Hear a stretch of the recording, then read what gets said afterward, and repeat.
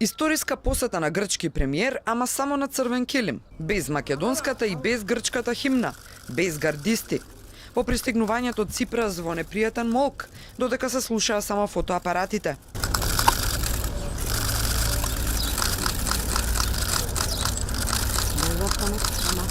Прошета напред и назад на црвениот килим, се поздравуваше со македонските министри. По пречекот следеа билатерални и повеќе страни средби. Министрите подпишаа меморандуми за соработка во образованието, одбраната, здравството, економијата. Се договориле висок совет што двајцата премиери ќе го раководат да врши надзор врз проведувањето на Преспанскиот договор, но за штетните последици од истиот немавме можност да прашаме. Пред почетокот на пресконференцијата, владиниот портпарол најави дека оние новинари кои први ќе кренат рака ќе имаат можност да постават прашање. Иако екипата на Алфа прва токму така го стори ова и за тоа има сведоци меѓу новинарите и меѓу снимателите, правото да прашаме не ни беше дозволено. На прашањето по завршувањето на пресконференцијата зошто не добивме можност за збор, портпаролот Бошњаковски помалку иронично не покани утре да дојдеме на редовната владина пресконференција, односно неговата пресконференција каде што ќе сме можеле да се зборуваме колку што сакаме. А Алфа само сакаше да добие одговор на 3 клучни прашања. Зошто беше оневозможено интонирањето на македонската и на грчката химна овде кога беше пречекан Ципрас? Што со заканите од Мицотакис дека ќе ја спречува Македонија и ќе ја кочи во периодот на пристапните преговори секогаш кога за тоа ќе има шанса. И клучното прашање кое што македонската влада одбива да одговори, сакавме да му го поставиме на Ципрас. На кој јазик зборуваат членовите на партијата на македонците во Грција Виножито? За жал можност не добивме.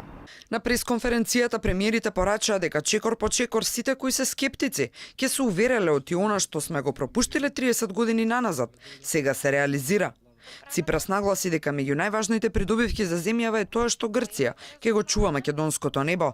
Оти неговата земја имала врвни знаења во авиацијата, а вети помоши во военото разузнавање, сајбер одбраната.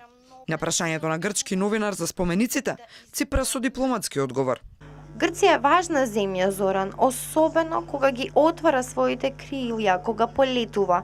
Некога ќе се затвори. Тоа се однесува на сите народи, затоа овие споменици од грчката цивилизација припаѓаат на светот. Тие се светски споменици, тие се дел од светското наследство. Нам ќе ни биде драго кога ќе ги ставите имињата, тоа ќе расчисти дека тие споменици се дел од античката грчка цивилизација.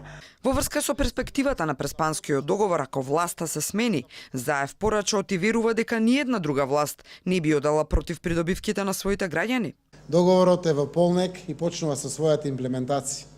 Јас сум убеден силно дека тој договор ќе донесе само бенефит, само придобивки, само убава иднина за двете страни.